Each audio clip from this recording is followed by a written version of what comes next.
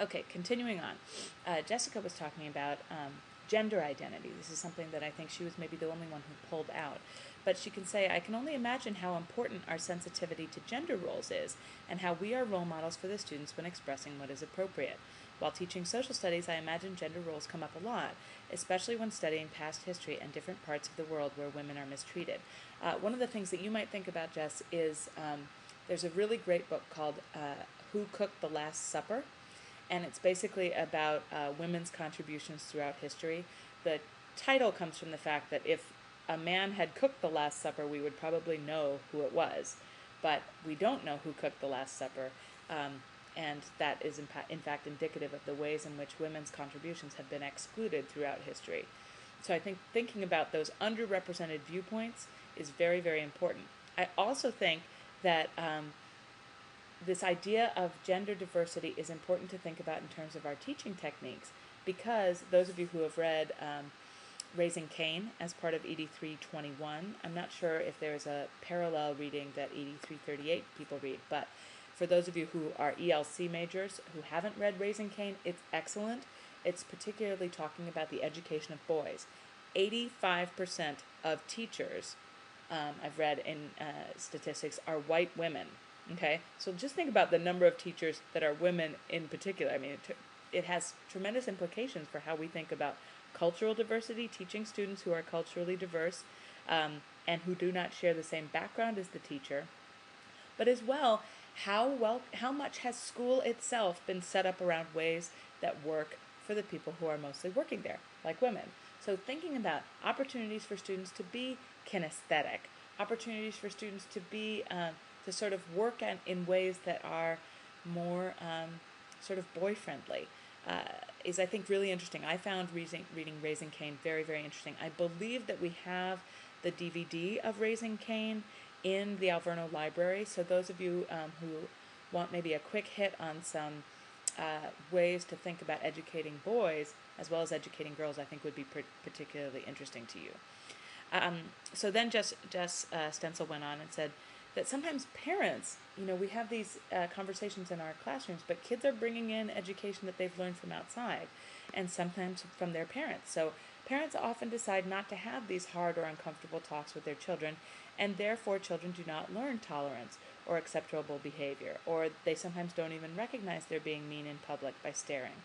I think this is an easy lesson incorporated into very early childhood classrooms and an awesome piece about effective citizenship and helping others who struggle a little more than we do. Nicely stated. So then Jess makes actually a nice bridge to our learning for next week. She says, I feel that after reading this chapter, the Betty Brinn Museum stands for everything this chapter meant to express. There's cultural diversity, musical exhibits, literature and storytelling, language diversity, a sensitivity to break gender stereotypes, and even an exhibit that explains handicap and disabilities to kids. I really think that if you haven't been there, you should take the opportunity to explore it, and as an Alverno education student, you can observe there for free. It's an exceptional example and practice of everything I want my future classroom to be.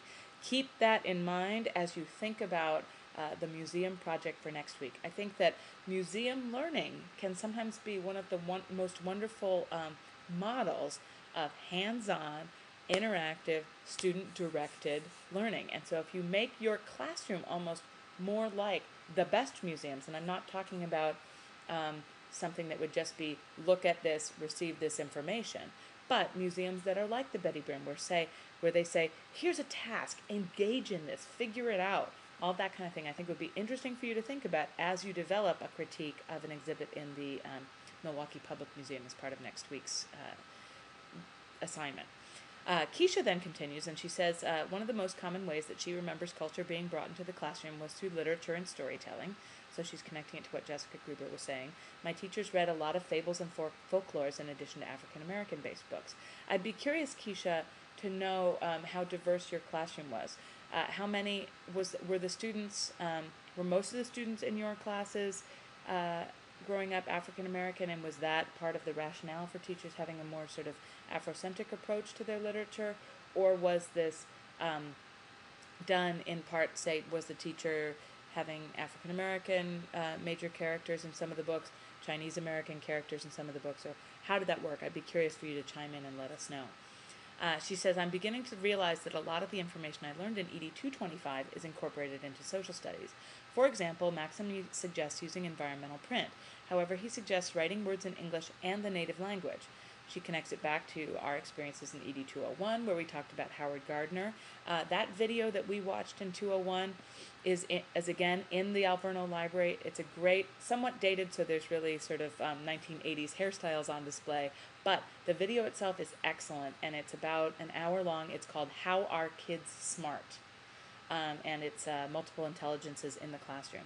So it's on VHS, it's in the Alverno Library. I would definitely recommend it to folks to educate yourselves about different ways that you can incorporate these multiple intelligences. Since that video, Gardner has expanded his multiple intelligences theory to incorporate two new intelligences: existential, so people who are more kind of spiritual, and moral. Then Keisha concludes saying, how do you create an unbiased viewpoint? I think this connects back to others of you who are thinking about, just balancing that. I don't know that there really is such a thing as an unbiased viewpoint. You can only talk about how these viewpoints come together and create a space in which people are talking about these things. Rebecca then talks about, I think it's very important for teachers to plan their lessons with their students' future in mind. We are preparing them to be future doctors, surgeons, lawyers, presidents, teachers, mothers and fathers, etc. I think that is really nicely stated, and I know that many of you have seen the movie Precious out there, for example, but if you want to create people who are going to be wonderful mothers, wonderful fathers, what's the skill set? What are the knowledge, skills, and dispositions of people who are going to be parents? I think that's a really powerful way to think about what our job is as teachers, is to create people who are going to be able to then be wonderful nurturers, teachers for their own children. Rebecca talks about how, I remember when I was in kindergarten, one of my classmates was Native American. Her mom came in and spoke about their Native American traditions, and even brought in moccasins, clothing, and other items that we were able to see and touch. Wonderful hands-on learning. It was something that I always remembered from my kindergarten class. It obviously made an impact and broadened my global awareness as a young child. Another reinforcer that you don't have to necessarily have kindergarten social studies equal let's get to know my family, and fifth grade be let's get to know the world and native traditions, or fourth grade be here's where we studied the native tribes of Wisconsin. You can do these things whenever you've got an opportunity to do them. Then she connects it back to her first field experience, sixth grade class in which her cooperating teacher had many students with roots from the Middle East. I remember her expressing a desire to have the students study religion. To do this, she separated them into groups and assigned each group a specific religion of the world for them to research and study. They eventually presented their findings. I thought this was a great way to address the sticky subject of religion in her classroom. As we know, public school teachers in the United States need to respect the division between church and state. So that is, the work of teachers in public schools is not to proselytize, no matter what your faith might be.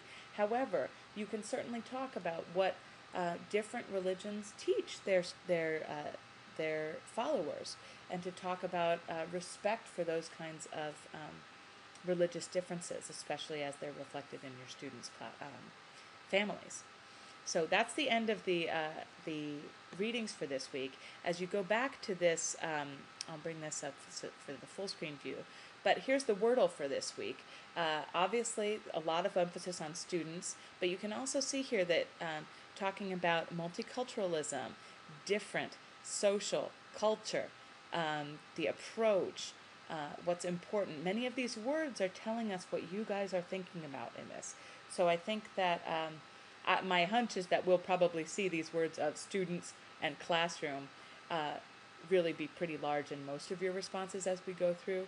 But it will be interesting to kind of follow how do your responses in fact reflect some of those major ideas of the classroom.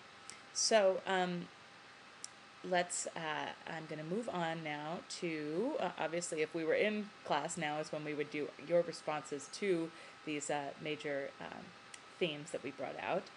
But I think one of the questions, the essential questions I want to say to you is that a lot of what we're talking about here is that there are some things that Maxim is representing that are just good teaching. Inclusion, multiculturalism, these things that you guys are pulling out.